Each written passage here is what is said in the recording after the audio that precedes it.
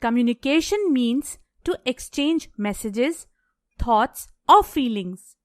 We communicate by speaking or writing.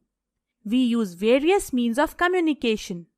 We can communicate with each other by using a telephone or mobile phone. A mobile phone is also called the cellular or cell phone. We also communicate by writing letters. Fax machine is used to send and receive printed messages. We send written messages through computers also. This is called email. We can send messages by email very fast to any part of the world. Newspapers, magazines, television, and radio are also useful communication means. Newspapers and magazines give us different news. They inform about what is happening in the world.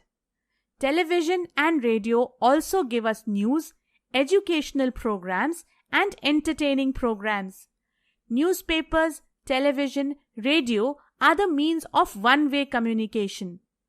Newspapers, magazines, television, and radio are used to give message to a large number of people. So they are also known as means of mass communication.